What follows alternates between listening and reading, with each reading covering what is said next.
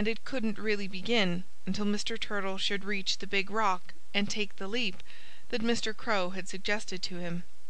Jasper Jay and the rowdies he had brought with him stirred impatiently, and Jasper said aloud to one of them, "What an old slow-poke he is!" "What's that?" Timothy Turtle inquired, as he stopped and looked around at Mr. Crow. "I didn't speak," Mr. Crow told him. Timothy glared at his teacher for a few moments, and Mr. Crow began to think that Jasper Jay had spoiled the fun. But at last Timothy Turtle plodded on.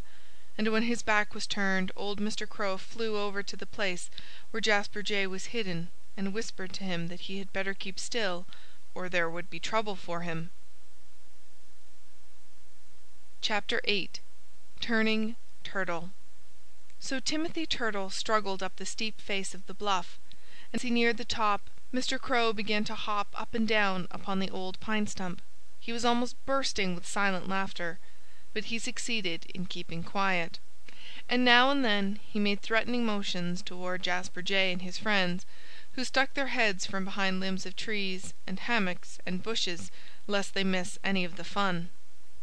Once on top of the great rock that capped the bluff and hung out over the creek, Timothy Turtle clung there and peered down at the gently flowing water below. "What a long way it is down there!" he called to Mr. Crow. "Don't think about that," Mr. Crow cautioned him. "Is this the way Mr. Alligator learned to fly?" Timothy Turtle demanded. "Don't think about him!" Mr. Crow shouted. "Just jump out as far as you can." "I believe I don't care to fly today," Timothy Turtle faltered, drawing back from the edge of the rock. "I'll wait till some other time. You know I'm older than you are." "Tut, tut!" said Mr. Crow. "When I'm your age I shall still be flying as well as I do now. It's nothing when you know how. Nothing at all." Urged by Mr. Crow, Timothy Turtle once more crept to the very edge of the cliff and stretched his neck out as far as he could, to gaze down at the black water. And at last, after making several false starts and drawing back to a place of safety, he stood up on his hind legs, shut his eyes, and hopped off into space. Now, the moment Timothy Turtle leaped from the top of the bluff, a deafening squawk broke the silence. Old Mr. Crow cawed as loud as he knew how, but the racket he made was as nothing compared with the uproar of Jasper Jay and the noisy crew he had brought with him. They squalled with delight as Timothy Turtle plunged through the air like a stone. And when he landed upside down in the creek, striking the water with a great splash, the whole company shrieked louder than ever. "Ha, ha, ha!"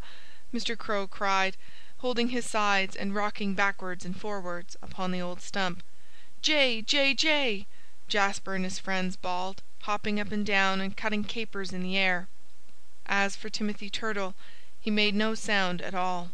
And neither did he make the slightest motion. The current of Black Creek caught him and bore him away down the stream. But at last he managed to paddle ashore, and he pulled himself slowly out of the water and lay upon the sand and groaned. Mr. Crow and his cronies gathered quickly about him. "What's the matter?" Mr. Crow inquired. "Don't you like flying?" It was some time before Timothy could answer. "I've had an awful fall," he moaned finally. "Where are you hurt?" Mr. Crow asked him. "Everywhere," Timothy Turtle told him. "I thought you said that water was soft to fall into." "Well, isn't it?" "It certainly is not!" Timothy Turtle declared. "I believe there's nothing harder in the whole world. I've heard, sir, that you are very wise. But for once, anyhow, you've made a great mistake." Old Mr. Crow coughed and winked at his friends. "The trouble was," he explained, "the trouble was you lost your balance and landed in the creek upside down. And of course you couldn't fly in that position. It's what's called turning turtle," he added. "And I might have known, if I'd stopped to think, that you'd be sure to do it." "Well," said Timothy Turtle, drawing a long breath, "I'll tell you right now that I'll never, never turn turtle again." End of chapters 5, 6, 7, and 8 of The Tale of Timothy Turtle.